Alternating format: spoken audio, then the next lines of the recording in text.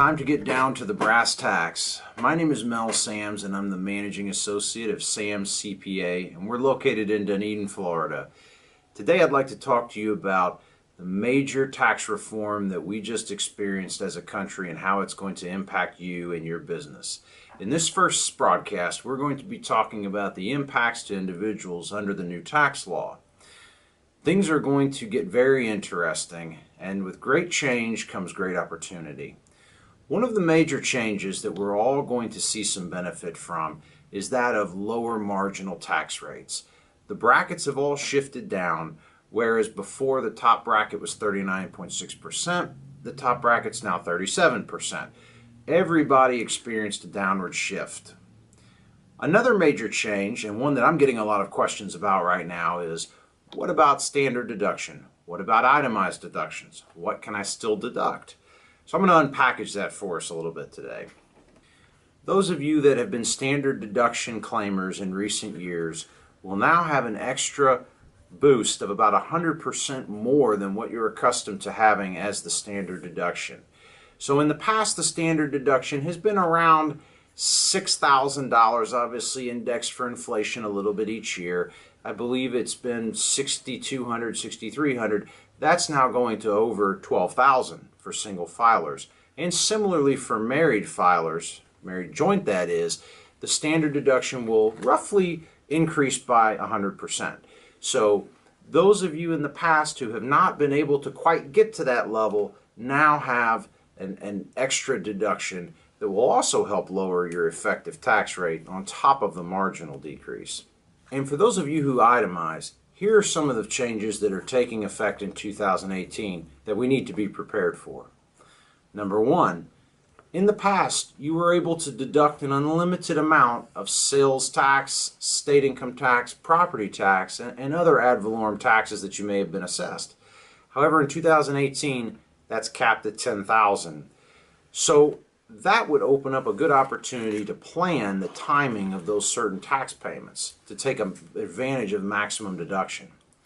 Number two, mortgage interest. In the past, we were able to deduct the interest paid on the first $100,000 of home equity line of credit debt. However, in 2018, we are no longer able to deduct that interest at all. And also, our miscellaneous deductions, which for most people are comprised of tax return preparation fees, investment advisory fees, certain legal fees, and other job-related expenses, are no longer deductible.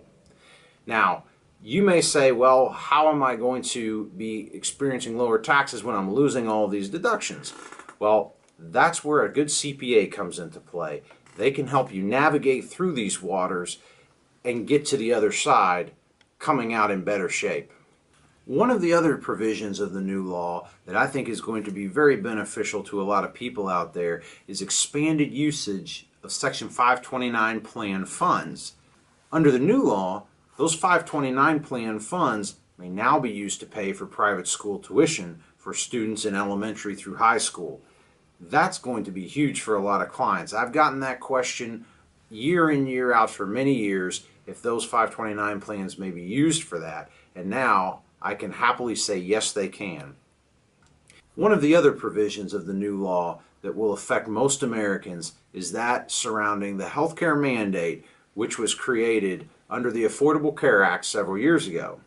As many of you now know, the Affordable Care Act required Americans making a certain amount of income to purchase health insurance either through the exchange or from a private carrier. Well, beginning after 2018, the mandate on purchasing health insurance is gone.